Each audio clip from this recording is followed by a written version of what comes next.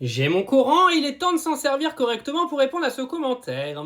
Lis le verset 5.33 où il appelle à tuer et lis-nous la sourate At-Tawbah. Alors dans cette vidéo, on va parler du verset 5.33 parce qu'apparemment il appellerait à tuer des gens. Il va être temps de démentir cette information. Alors j'ai fait quelques recherches et tout écrit sur mon PC. Vous êtes prêts? Alors déjà on va lire le verset. La récompense de ceux qui font la guerre à Allah et à son messager et qui s'efforcent de semer la corruption sur la terre, c'est qu'ils soient tués ou crucifiés, ou que soient coupés leurs mains et leurs jambes opposées, ou qu'ils soient bannis du pays.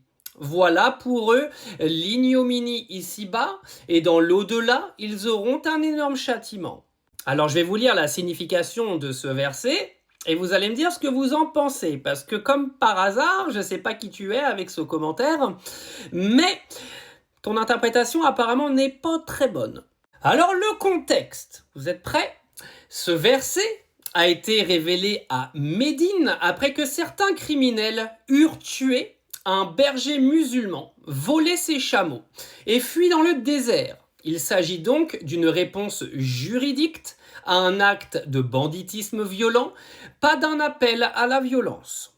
Déjà, quand on commence à connaître le contexte, ça change un petit peu la donne. Alors, il y a différents savants de l'islam qui expliquent ce verset.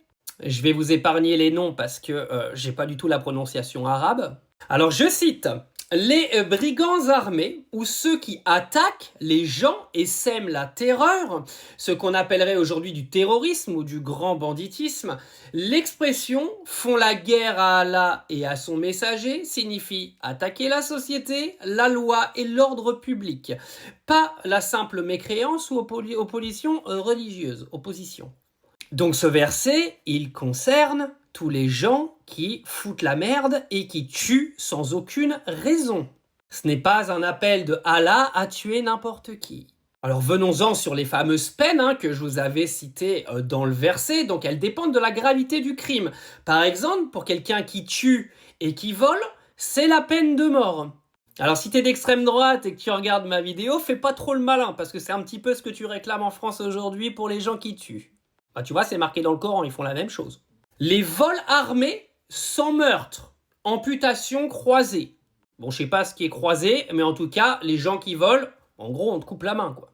Pour ceux qui mettent la terreur, mais qui ne volent pas et ne tuent pas, donc c'est-à-dire des gens qui font n'importe quoi et qui font peur aux autres de certaines manières, on est sur du bannissement ou de l'emprisonnement. Les gars, excusez-moi, mais jusque-là, tout est juridique, il n'y a rien d'extraordinaire là-dedans, il n'y a aucun appel au meurtre. Donc arrêtez de raconter n'importe quoi encore.